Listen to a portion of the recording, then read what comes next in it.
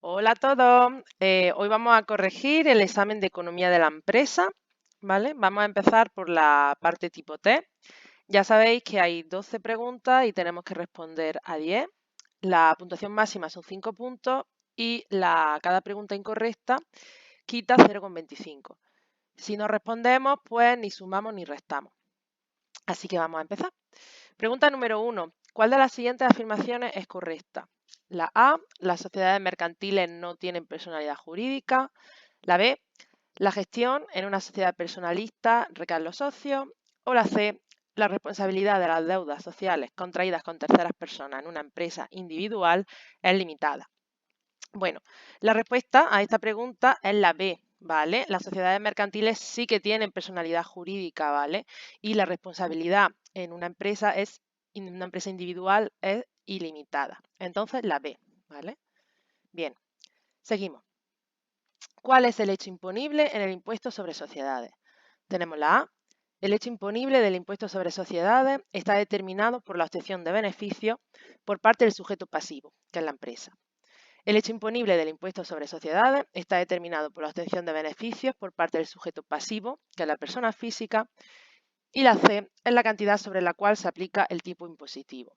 Bueno, pues la respuesta correcta es la A, ¿vale? La B no es porque una persona física no está sujeta al impuesto sobre sociedades y la C tampoco porque no es la cantidad sobre la que se aplica el tipo impositivo. Por tanto, la A. Muy bien. 3. La diferencia entre una acción y una obligación es... Aquí vamos a ir directamente. La A, una acción representa una parte alícuota del capital social de la empresa y una obligación dice que representa lo mismo cuando el capital no está totalmente desembolsado. La 3, lo mismo, una acción representa una parte alícuota del capital social y una obligación representa una parte alícuota de un préstamo concedido a una empresa. Y C, una acción representa una parte alícuota de un préstamo y una obligación representa una parte alícuota del capital social. Bueno, aquí la más clara es la B, ¿vale? Es la que más sentido tiene, la más correcta. Una acción es una parte del capital social y una obligación es una parte de un préstamo que nos dan a una empresa. Seguimos. Si una empresa solo fabrica un solo producto, existen costes directos e indirectos, solo existen costes directos, solo existen costes indirectos. Bueno, la respuesta correcta es la A, ¿vale? Aunque la empresa solo fabrica un producto, siempre vamos a tener costes directos y costes indirectos, ¿vale? Esto es independiente de que fabriquemos uno o más productos. Vale, 5. El valor teórico de una acción, vamos a coger la C también. A, sostiene al dividir el capital entre el número de acciones, es el valor de mercado en el momento de la compra-venta o es la participación de una acción en el patrimonio neto de la empresa. Bueno, el valor teórico de una opción se obtiene al dividir el capital entre el número de acciones, ¿vale? Bien. Seguimos, la teoría Y de MacGregor. A, se basa en un tipo de trabajador que a grandes rasgos tiene aversión al trabajo y trabaja con decana. B, se refiere a una persona a quien le entusiasma su trabajo y que necesita implicarse y tener responsabilidades. O C, las dos respuestas son correctas. Bueno, esta creo que es bastante clara. La respuesta es la B, ¿vale? La teoría que piensa que el trabajador tiene aversión al trabajo es la teoría X de MacGregor y la C pues no puede ser correcta. Por tanto, la B. Bien. 7.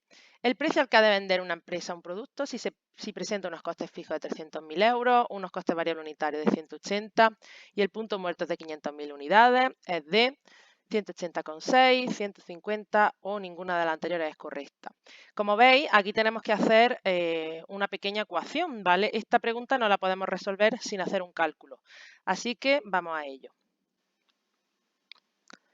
Bueno, pues ya me he traído aquí a la pizarra la pregunta número 7, ¿vale? Esto es un ejercicio de punto muerto, por lo tanto vamos a recordar la fórmula del punto muerto, que es igual a los costes fijos, ¿vale? Dividido entre el precio de venta menos el coste variable unitario, ¿vale? Aquí lo que tenemos que despejar es el precio de venta, ¿vale? Porque el resto de datos sí que los tenemos, ¿no? Entonces vamos a sustituir, tenemos costes fijos de 300.000 euros dividido entre precio de venta, que no lo sabemos, ¿vale? Coste variable, que son 180, y también tenemos el punto muerto, ¿verdad? Por lo tanto, esto también podemos sustituirlo por 500.000 unidades del punto muerto. Como veis, tenemos una incógnita en el denominador, ¿vale? Que es el precio de venta. Así que tenemos que despejar esta ecuación. Vamos allá. Primero, pasamos al segundo término, perdón, al primer término, precio de venta menos 180 igual a 300.000. Seguimos despejando, ¿vale? Esto da 90 millones igual 300.000, bien. Y despejamos precio de venta, ¿vale? Pasamos los 90 millones al segundo término, sumando, por lo tanto, tendríamos 90 millones 300.000 dividido entre 500.000. Si hacemos esta división, el precio de venta nos da 180,6 euros, ¿vale? Entonces ya sabemos lo que tenemos que hacer aquí, es despejar la incógnita del precio dentro de la ecuación del punto muerto. Y la respuesta correcta, por tanto, es la A, 180,6 euros. La pregunta 8 también tenemos que resolverla mediante la resolución de un pequeño ejercicio, ¿vale? Dice que un centro de llamadas atendió el año pasado 60.000 consultas telefónicas. Tiene una plantilla de 20 teleoperadores que trabajan 250 horas al año. Nos preguntan si pretendemos aumentar la productividad de la mano de obra en un 5%, ¿cuántas consultas deberá atender el próximo año? Los mismos teleoperadores durante las mismas horas, ¿vale? Aquí solo tenemos un factor, que es el factor trabajo. Por lo tanto, para resolver este problema podemos aplicar una sencilla regla de 3, ¿vale? Podemos decir que si 60.000 consultas tienen una productividad del 100%, ¿cuántas consultas tendrán una productividad de 105%? ¿Vale? Si despejamos esto, al final nos salen 63.000 consultas, ¿vale? Que yo creo que se puede ver bastante claro. Entonces, la respuesta correcta, pues también es la A, 63.000. Vale, volvemos a nuestro examen, por lo tanto hemos resuelto la 7, que es la A, y la 8, que también es la A, ¿vale? Perfecto, vamos a seguir. ¿Cuál de las siguientes no es una hipótesis en el modelo de Wilson? Demanda variable, demanda conocida, precio del producto constante. Bueno, está bastante sencilla también en la A, ¿vale? Demanda variable. En la hipótesis de Wilson, la demanda es constante. Bien, en el ciclo de vida de un producto, pregunta 10, la etapa de introducción se caracteriza por A, ventas bajas, crecimiento lento, beneficios bajos y pérdida, venta y beneficios estables, venta y beneficios con crecimientos considerables. Bueno, la respuesta correcta aquí también es la A, ¿vale? En la etapa de introducción solemos tener pérdida, beneficio bajo, etc. Muy bien, vamos con la 11.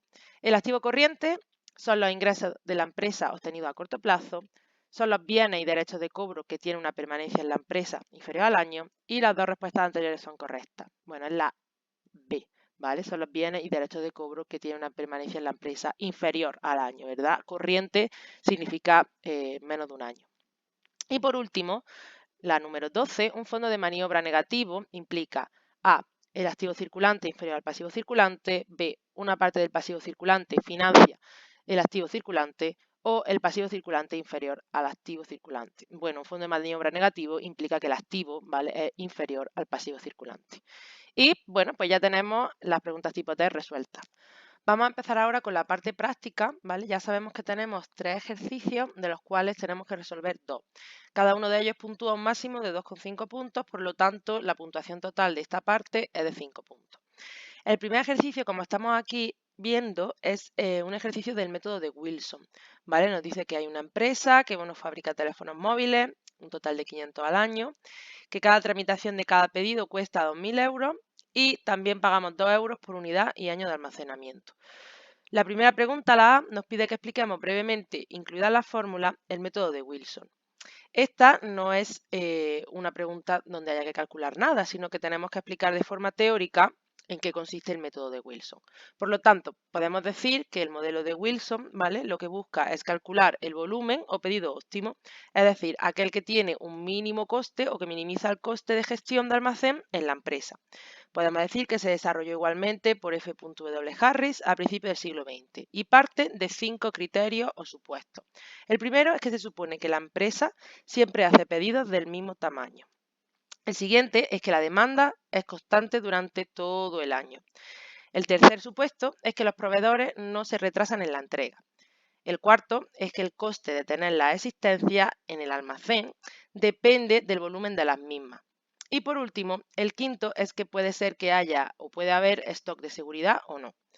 Además, tenemos que explicar las fórmulas. Tenemos varias fórmulas a explicar, ¿vale? Vamos a empezar con la fórmula del pedido óptimo. Esta fórmula es igual a Q asterisco raíz cuadrada de 2 por S por D dividido por G.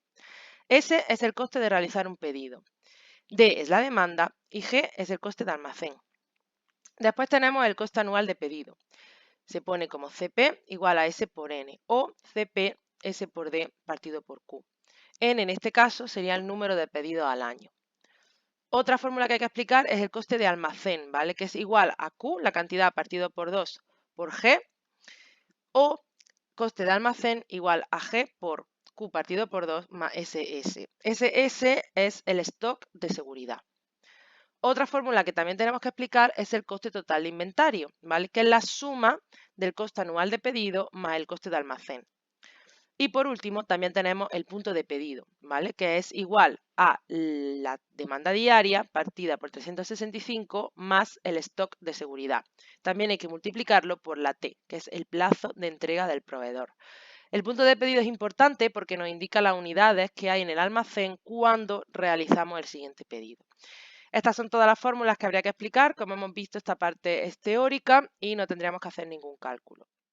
Sin embargo, vamos a seguir ahora con el apartado B, en el que sí que vamos a tener que hacer un cálculo. En este caso nos pide el número de teléfonos móviles que tenemos que pedir para que el coste de gestión de inventario sea mínimo. En este caso, lo que tenemos que hacer es coger la fórmula del pedido óptimo. Vamos a verla. Aquí la tenemos. Entonces sabemos que es Q asterisco igual a raíz cuadrada, en nuestro caso sería de 2 por 2000 por 500, siendo 500 la demanda y 2000 en la S, ¿vale? Que es el número de unidades, partido por D, que es el coste de almacén. Por tanto, tenemos 1000 unidades. El apartado C nos pide el coste anual originado por los stocks, sin tener en cuenta el coste de adquisición de los teléfonos.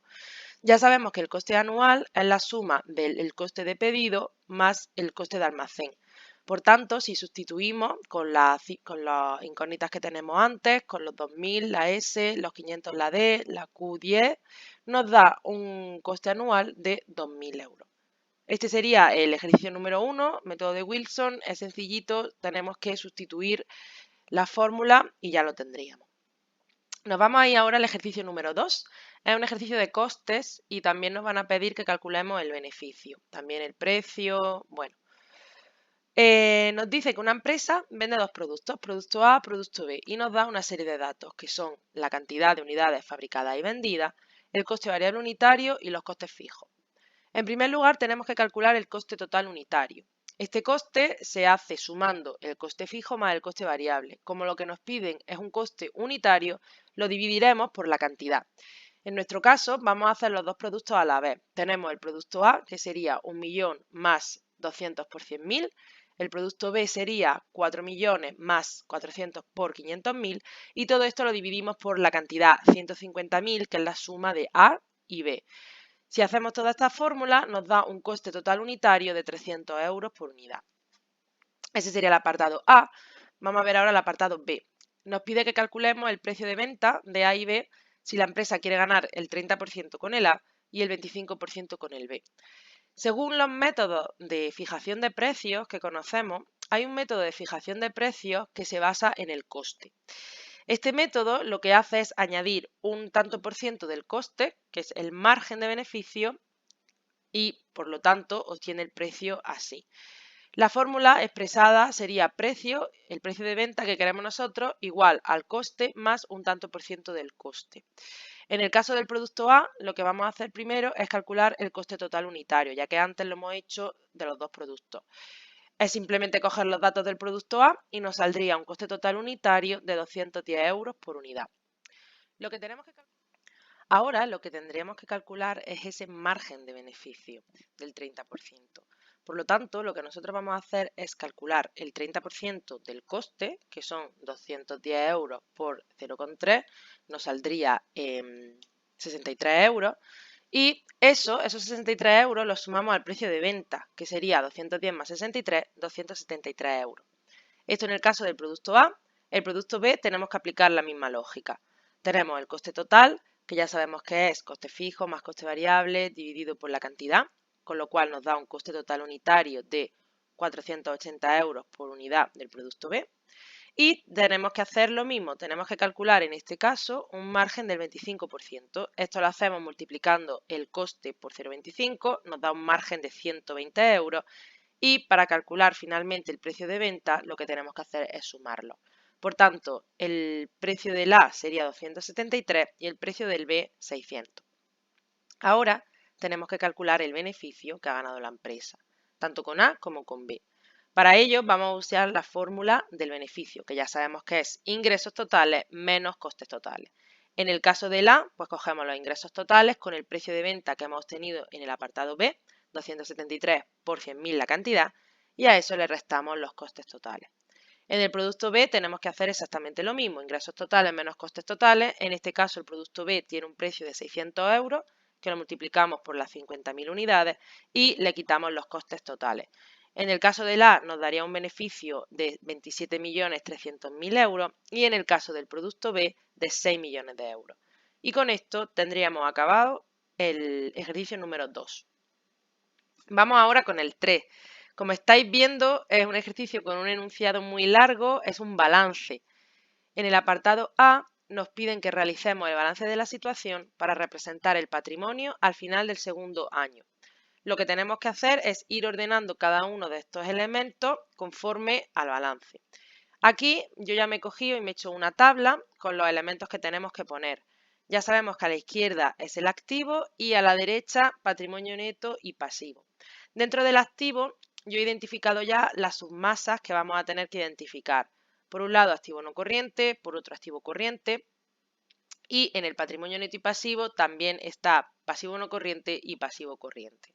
Vamos a ir con cada uno de los elementos clasificándolos. Empezamos con el inmovilizado intangible, donde tenemos las aplicaciones informáticas, 800 euros. Después ya seguiríamos con el inmovilizado material. Tenemos las construcciones, que es el local, que tenemos por un valor de 50.000 euros. También tenemos el mobiliario por valor de 4.000 y los equipos informáticos por un valor de 3.000 euros. Seguimos ya con el activo corriente. Tendríamos la existencia por un valor de 400 euros. Y ahora aquí en los deudores y clientes, atentos porque tenemos dos, ¿vale? Tenemos por un lado los clientes y efectos a cobrar con un valor de 2.500 euros y los deudores y efectos a cobrar con un valor de 500 euros. Vamos a terminar con el efectivo, donde tenemos el dinero en caja, un valor de 200 euros. Y por último, el dinero en el banco, que tenemos con un valor de 2.000 euros. Esto sería el activo. Vamos a seguir ahora con el patrimonio neto y con el pasivo. Dentro del patrimonio neto tendríamos el capital, que bueno, no lo sabemos, por lo tanto lo marcamos como una incógnita. Este ejercicio es muy típico, siempre que tenemos que hacer un balance, no siempre, pero es bastante común, nos van a dar una incógnita, en este caso el capital social, por tanto lo dejamos indicado. ¿Qué tenemos además dentro del patrimonio neto? La reserva, que tenemos un valor de 8.250 euros. ¿Qué más tenemos? Dentro del pasivo no corriente, nos vamos ya al pasivo, las deudas a largo plazo, 5.000 euros. Y dentro del pasivo corriente tenemos las deudas a corto plazo, que son los 2.500 euros del local, os acordáis que había que devolver en octubre. Y también tenemos los proveedores, que tienen un valor de 1.000 euros. Este sería nuestro balance, ¿vale? Y esto es lo que nos pide el apartado número A. Por tanto, haciendo esto, lo tendríamos perfecto.